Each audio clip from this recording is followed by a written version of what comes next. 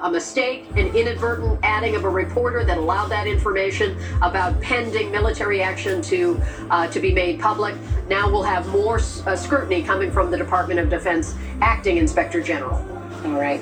Kelly O'Donnell at the White House, Brian Chung at the desk here. Thank you both so much. We appreciate it.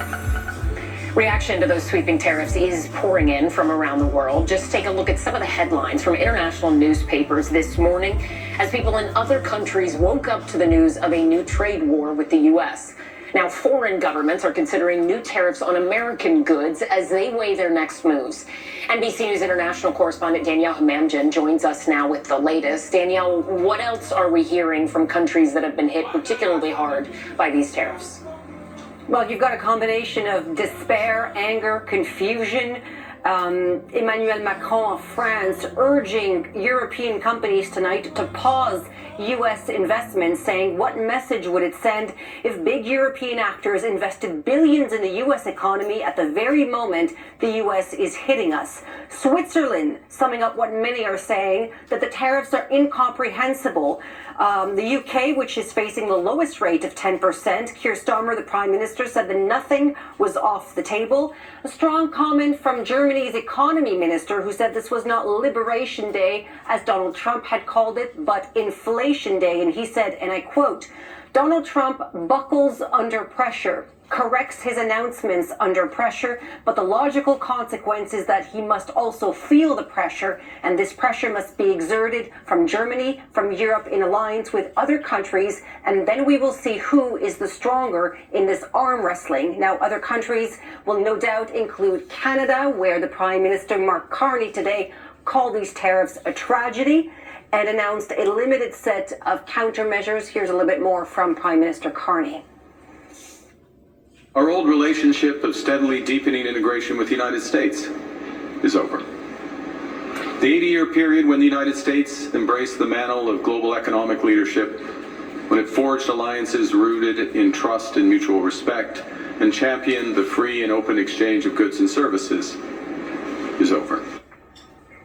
And China, facing, of course, 54% tariff, call this typical bullying. So you've got a combination here between those who say if a trade war is what the United States want, that's what they're going to get. Others are looking at this as round one of trade negotiations.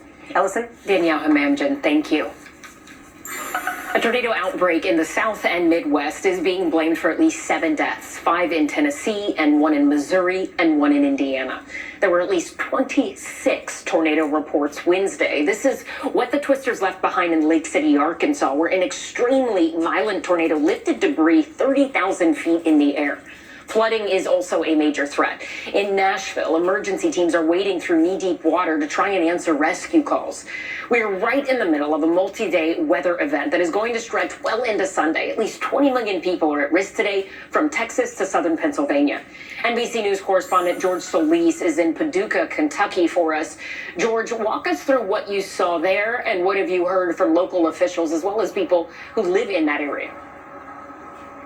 Yeah, hey, Allison. So I want to start with what you're seeing behind me, right? This is a bit of a reprieve from some of the rain that we've been seeing. That's the Ohio River, and that is a major concern when it comes to flooding over the next several days as we start to see some of that rain start to ramp up. As far as what officials are telling me, I've talked to Office of Emergency Management guys who have been here on the job 10 to 12 years, and they're saying the number of tornado warnings that they heard reports from, saw themselves, is more than they've seen in all of their career. So it gives you a sense of just the amount of work and the scope of what we saw here in the last several hours when these tornado outbreaks were occurring. Right there you're seeing some of the images from here in western Kentucky. We stopped by one church earlier this morning where the pastor there made the conscious decision to cancel all services, said, look, I'm not going to risk and put my people in harm's way.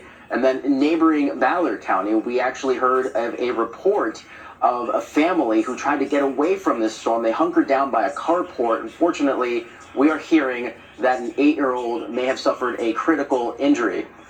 So we are still awaiting updates there from the officials. And now, as I mentioned, the other concern right now is that rampant rain that's expected here. Officials bracing and telling residents here to be vigilant. Allison. George Solis in Kentucky, thank you. Still to come, a high school student charged with murder after police say he stabbed another teenager at a track meet. What we're learning about the moments just before it happened. That is next on NBC News.